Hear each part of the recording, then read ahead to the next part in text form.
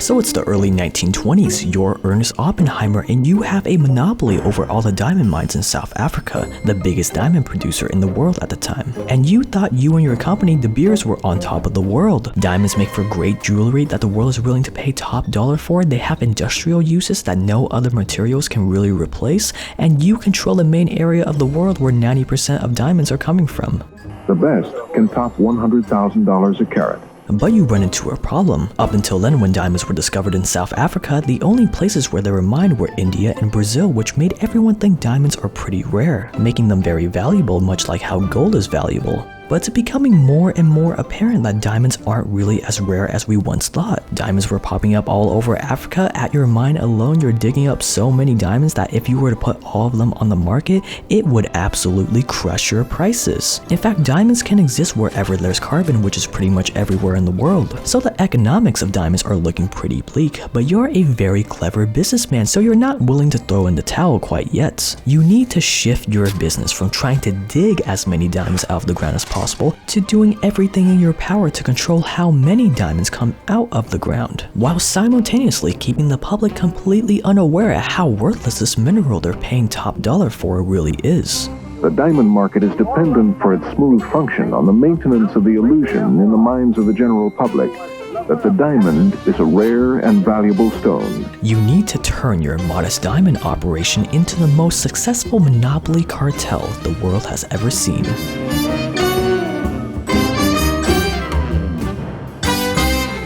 Nobody's aware that diamonds and all the associations we have with diamonds is a product of a marketing strategy.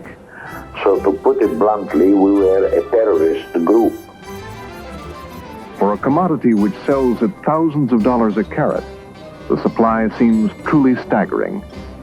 If you measured in terms of how all the myths associated with this advertising campaign have been deeply inculcated in people, it's reached deeply into the popular imagination. This is probably the most successful campaign in history. When you hear the word cartel, the stereotypical violent drug cartel comes to mind, but in reality, all a cartel really is a group of companies coming together to fix the price of a product so that all the cartel members get their fair share of the profits. Kinda like how the major oil countries come together as the cartel OPEC to fix the price of crude oil. That's what we have to do here. The more diamonds on display shelves at jewelry stores, the lower the price people will pay for them. But if all the diamond suppliers came under your control, you can dictate how many diamonds go onto the market and thus how much money consumers pay for them. The first step to controlling the supply is to start at the source. Buy up all these wannabe diamond miners popping up all over Africa. Once these pesky locals catch on to how profitable the diamond trade is, they'll start trading diamonds on their own and smuggling it to bypass you. So do whatever is necessary to crush them. Claim that these criminals are unlicensed, that they're black market dealers. Since Africa can be pretty lawless, you can just hire private detectives to get intel out of these criminals about their illegal trade. Kidnapping, interrogations, beatings, it's all fair game. Those that had diamonds, I took them as prisoners. There was beatings, there was punishments without food. We did everything we could to extort the information from them. Now that you have the start of the supply chain under your grip, it's time to move on to the next level, the merchants.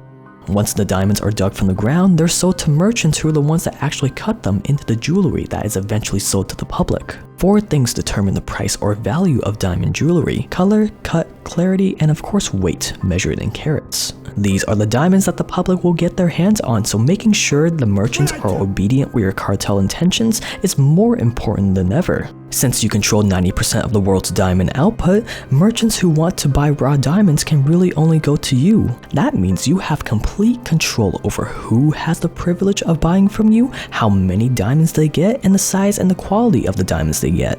Whatever you give them, they'll just have to suck it up and say thank you.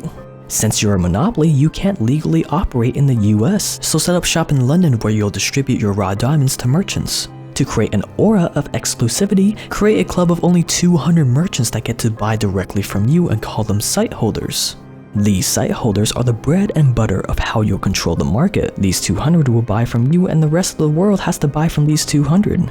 Every 5 weeks they'll come to you at your London HQ and request the grade of diamonds they need. But remember, you're in control here, so instead of just giving them exactly what they need willy-nilly, you look at the market and determine what grade of diamonds are in short supply and what aren't. To keep prices high, only give site holders what's in short supply and withhold from them what's in high supply.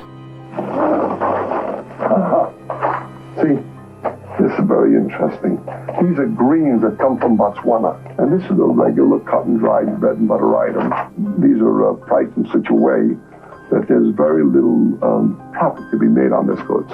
Remember, these merchants have no one else to go to, so by determining what diamonds they get, you control the puppet strings that make or break their business. If they're acting as obedient members of the cartel, reward them with better and more diamonds. If they're not, punish them with less economical diamonds to make them fall back into line. I've been very angry and cussed a lot and been very upset, but that's how the cookie crumbles. I have no options.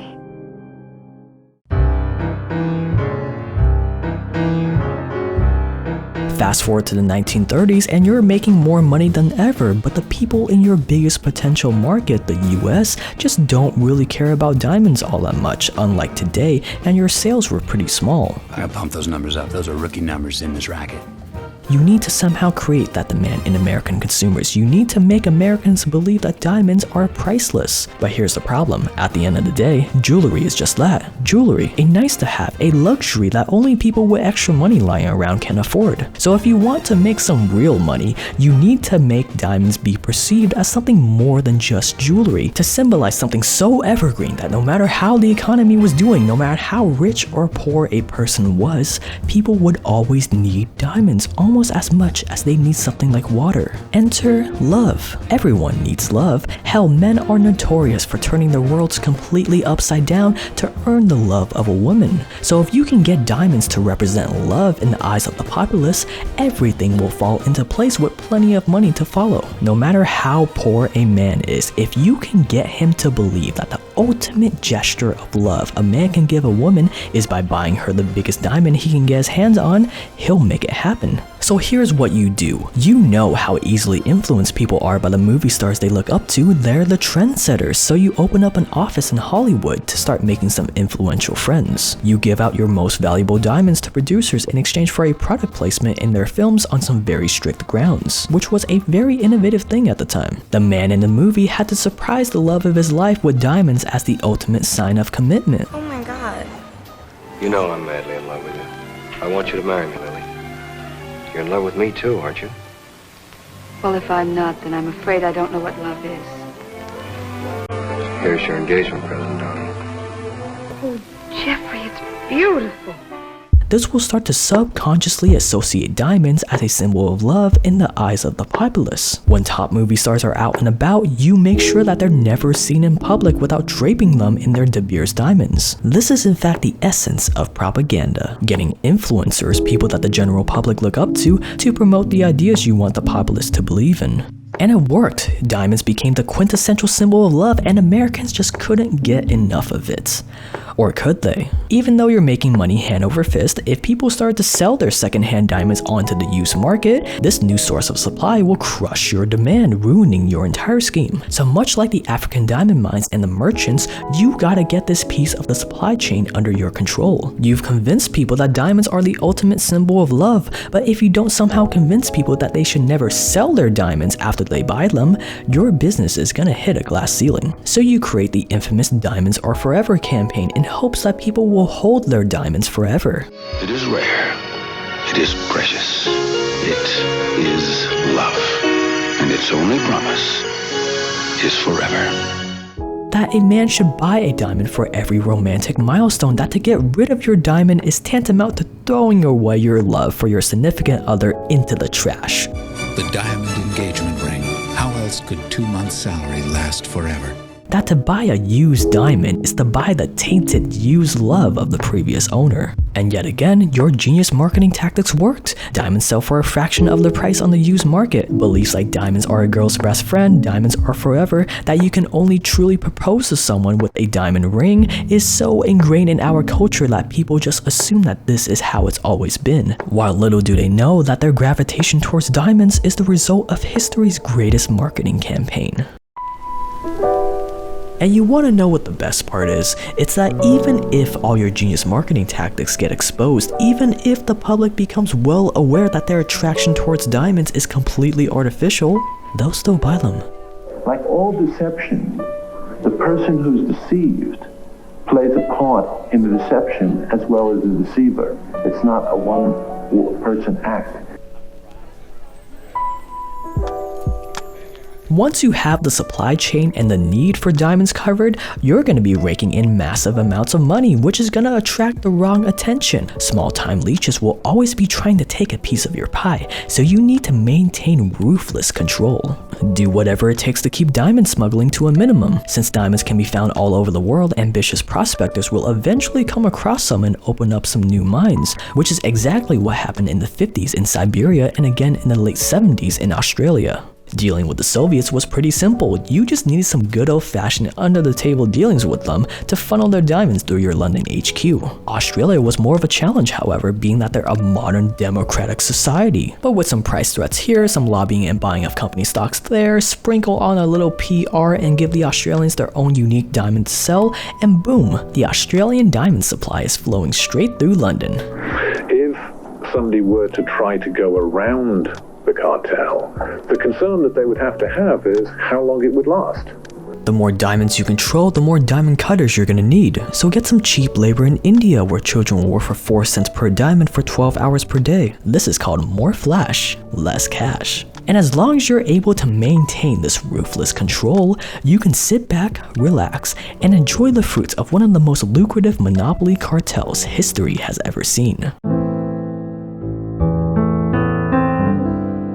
Fast forward to today, and De Beers has largely fallen out of favor. Why? They lost control of their supply chain in an ever-changing world. More and more countries started discovering their own diamond reserves, and after decades of putting up with the cartel, some countries like Russia, Canada, and Australia finally thought that they had enough and refused to cooperate with them. Lab-grown artificial diamonds also became a thing, and they were found to be nearly identical to natural forming ones. And with all these forces combined and many others, it forced De Beers to switch from completely controlling supply to promoting their own brand of diamonds in retail stores, which is still going strong to this day, but it's a far cry from the stranglehold they had on the industry just a few decades ago. So what's the lesson from this? Lose control of your supply chain, and you lose your monopoly. Welcome to the Watch to the End Club. If you're new to this channel, I make video essays just like this one every single week on the most provocative stuff in the world of business, so consider subscribing with the red button below. It's free, and remember, you can always dislike and unsub whenever you want. Feeling lonely in quarantine, or you feel lonely with life in general? Well, we just launched our free community Discord server last week. It's been growing pretty quickly, and people have a pretty good time in there, so you can interact with some pretty cool people that are also interested in business and entrepreneurship and all that good stuff for free with the link below. Guys, we just passed 100,000 subscribers, and I cannot tell you guys how long I have been waiting for this. It has been years. I'm a very happy man, and it's kind of hard to express how grateful I am that you guys are a part of this, whether you recently discovered this channel or you've been around since the very beginning when we just had like a few hundred subscribers and we were just trying to get by. I don't talk about this too much, but the current goal of this channel right now is just to make the world a little bit more curious. The way I like to think about it is this channel acting as the gateway drug into curiosity, because the way I think of it is that every discovery, every invention, every successful business, anything like that, every ounce of human progress has all started with someone being curious enough to pursue that venture. And even though our generation has access to more information than all of our ancestors combined, it just doesn't really seem like people really take advantage of it. And that is what we are trying to change here with this channel. And by you subscribing to it, you are a part of it, and I cannot thank you enough. I'm very grateful for you guys. But yeah, that's gonna wrap it up for this video, you guys. Thank you so much for watching. I probably said that like 5 times by now, but seriously, thank you for 100,000 subscribers. You can follow me on Instagram at jaketrend.io. You've been awesome. I've been Jake. I'll see you guys in the next one.